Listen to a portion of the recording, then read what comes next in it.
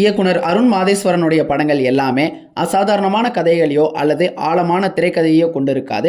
ரொம்ப சாதாரணமான கதைகளை எடுத்துக்கிட்டு அவருடைய தனித்துவமான திரைமொழி மூலியமாகவும் சமரசம் இல்லாத வன்முறை அழகியல் மூலியமாகவும் அதை அடுத்த கட்டத்துக்கு நகர்த்தியிருப்பாரு. அவருடைய சமீபத்திய படமான டிசி இதில் எந்த வகையை சார்ந்தது, அது பார்வையாளர்களுக்கு என்ன மாதிரியான அனுபவத்தை கொடுத்துச்சு அப்படிங்கிறத பற்றி தான் இந்த எபிசோட்ல பார்க்க போகிறோம். கதாநாயகன் தாஸும் அவருடைய கேங்கும் காவல்துறைக்கு சொந்தமான ஆயுதங்களை கடத்துறாங்க. அதே நேரம் தன் மகனுடைய படிப்பு செலவுக்காக வச்சிருந்த 7 லட்சம் ரூபாய் பணம் காவல்துறையை சேர்ந்த இன்னொரு நபரால அபகரிக்கப்படுது. அந்த பணத்தை மீட்கிறதுக்காக கதாநாயகன் தாஸ் நேரடியா களத்துல இறங்க போக அவருக்கு எதிராக மொத்த காவல்துறையும் திரும்புது. இதன் பிறகு என்ன நடந்துச்சு, இதுல சந்திரா அப்படிங்கிறவங்க யாரு, அவங்க எப்படி தாஸோட வந்து இணைஞ்சுக்கிட்டாங்க, இதெல்லாம் தான் இந்த டிசி. இந்த படத்துடைய முதன்மை கதாபாத்திரங்கள் சரத்சந்திர சட்டோபாத்யாய் எழுதின தேவதாஸ் அப்படிங்கிற அந்த நாவல்ல இருந்து எடுக்கப்பட்டிருக்குது. அந்த கதாபாத்திரங்களை ஒரு கேங்ஸ்டர்ஸ் உலகத்துல பொருத்தி இருக்கிறாங்க. ஆனா இந்த படம் அந்த நாவலுடைய நேரடியான தழுவல் கிடையாது. அந்த நாவல்ல தேவதாஸ் கதாபாத்திரம் ஒரு தோல்வியுற்ற கதாபாத்திரமா தான் சித்தரிக்கப்பட்டிருக்கும். ஆனா இந்த படத்துல தாஸ் அப்படிங்கிற கதாபாத்திரம் ஒரு சேவகனா இருக்கிறாரு. படத்துல அவர் பெரும்பாலான நேரம் யாரையாவது காப்பாத்திக்கிட்டோ அல்லது பாதுகாத்துக்கிட்டோ தான் இருக்கிறாரு. இதை பார்க்கும் பொழுது இந்த தாஸ் கதாபாத்திரம் நவீன யுகத்தின் தேவதாஸ் அப்படிங்கிறதுக்கான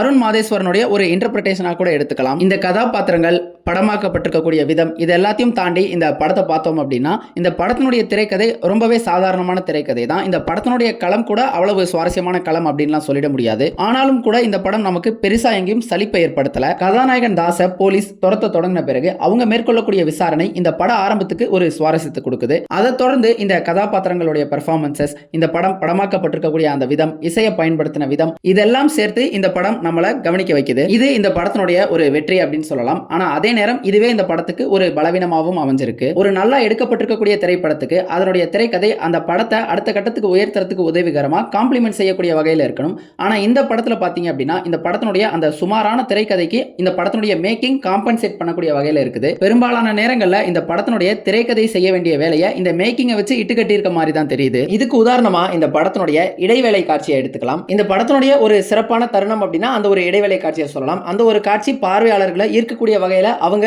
ரசிக்க தகுந்த வகையில இருக்கணும் அப்படிங்கிற நோக்கத்தோட தான் எடுக்கப்பட்டிருக்குது.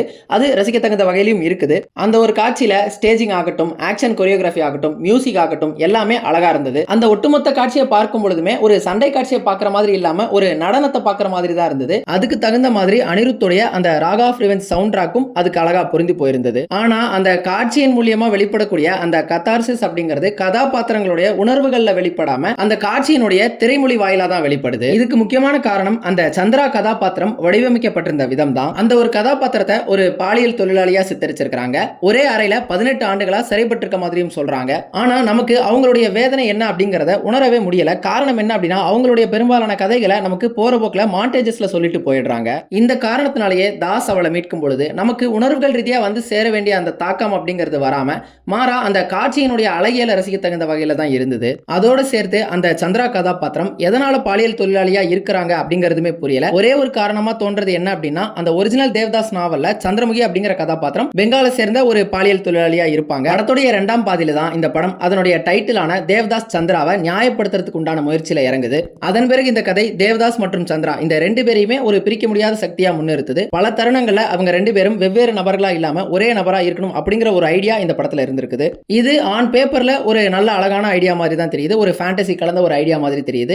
ஆனா இந்த படத்தினுடைய வலிமையற்ற திரைக்கதை இந்த ஒரு ஐடியாக்கு எந்த விதத்திலும் உதவவே இல்லை. அந்த சந்திராங்கிற கதாபாத்திரம் 18 ஆண்டுகளா சிறைப்பட்டிருக்கிறதா சொல்றாங்க. வெளி உலகத்தையே பார்த்ததே இல்லை அப்படிங்கிறதையும் சொல்றாங்க. ஆனா தாஸ் அவங்கள மீட்ட பிறகு அவருக்காக அவங்க எதையும் செய்யறதுக்கு துணியக்கூடிய ஒரு கதாபாத்திரமா மாறுறாங்க. அவருக்கு தேவைப்படக்கூடிய பணத்தை ஏற்பாடு பண்றாங்க. அவரை இக்கட்டான தருணங்கள்ல இருந்து காப்பாத்துறாங்க. காவல்துறைக்கு எதிராக கன்ஸை பயன்படுத்துறாங்க. வெளி உலகத்துக்கு பெருசா தொடர்பே இல்லாத ஒரு பெண்ணால எப்படி இதெல்லாம் செய்ய முடியும் அப்படிங்கிற அந்த கேள்வி நமக்கு நிச்சயமா வராமல் இல்லை. அதோட சேர்த்து ஒரு ட்ரெயின்ட் ஆபீசர்ஸ்க்கு எதிராக இந்த கன்ஸை பயன்படுத்தும் பொழுது குறைஞ்சபட்ச பயிற்சி அப்படிங்கிறது தேவையா இல்லையா, அந்த கேள்விக்குள்ளலாம் இந்த படம் போகவே இல்லை. எவ்வளவுக்கு எவ்வளவு இந்த படத்தினுடைய மேக்கிங் உண்மைக்கு நெருக்கமா இருக்கணும் அப்படின்னு இவங்க நினைச்சு எடுத்தாங்களோ அந்த அளவுக்கு இந்த திரைக்கதையில இவங்க அந்த நம்பகத்தன்மையை கடைபிடிக்கவே இல்லை. இதுக்கு பதிலா அந்த சந்திரா கதாபாத்திரத்தினுடைய வாழ்க்கை சித்திரத்தை நமக்கு சரிவர கடத்திருந்தாங்க அப்படின்னா அதன் பிறகு தாஸுக்கும் அவங்களுக்கும் இடையிலான அந்த உறவு அப்படிங்கிறது இன்னும் கூட உணர்வு பூர்வமா இருந்திருக்கும். இந்த ஒரு காரணத்தினாலதான் அந்த ஒரு கதாபாத்திரம் சரியா வடிவமைக்கப்படாத ஒரு கதாபாத்திரம் மாதிரி தோணுது. அதன் பிறகு இந்த படம் ஒரு சில நுட்பமான தருணங்களையும் அப்படி லேசா எட்டி பார்த்துட்டு வருது. உதாரணத்துக்கு இந்த படத்துல ஒரு கதாபாத்திரத்தால குழந்தைகள் பெத்துக்க முடியாது. அது எதனால நடந்துச்சு அப்படிங்கிற அந்த தருணம் ரொம்ப நுட்பமான இடம் தான். ஆனா அந்த இடத்த பாத்தீங்க அப்படின்னா இவங்க போற போக்குல ஒரு டயலாக்ல அதுக்கான காரணத்தை சொல்லி கடந்து போயிடுறாங்க. அதை தொடர்ந்து அதுக்கான அந்த பே ஆஃப் காட்சி வரும் பொழுதுமே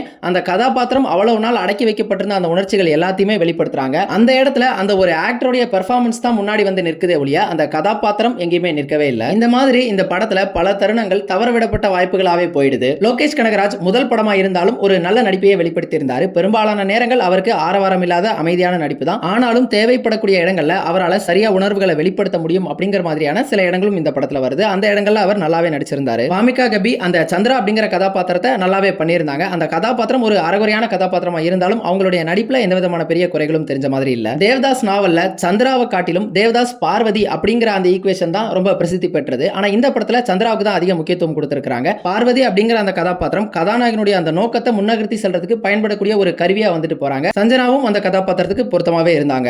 இறுதியா இந்த படம் தொடங்கின இடத்துக்கே ஒரு சின்ன திருப்பத்தோட வந்து சேர்றது இந்த படத்துக்கு ஒரு நல்ல முடிவா அமைஞ்சிருந்தது. மொத்தத்துல இந்த டிசி ஒரு சிறப்பான படம் கிடையாது, நல்லா எடுக்கப்பட்டிருக்கக்கூடிய ஒரு சுமாரான திரைப்படம் தான். ஆனா இந்த படம் என்டர்டெய்னிங்கா இருந்துச்சா அப்படின்னு கேட்டா அருண் மாதேஸ்வரனுடைய படங்கள்லயே இந்த படம் தான் மோஸ்ட் என்டர்டெய்னிங்கா இருந்தது. நீங்க இந்த டிசி படத்தை பார்த்திருந்தீங்க அப்படின்னா உங்களுக்கு இது என்ன மாதிரியான அனுபவத்தை கொடுத்துச்சு அப்படிங்கறத கமெண்ட்ஸ்ல சொல்லுங்க. வேற ஒரு வீடியோல சந்திப்போம். Thank you all.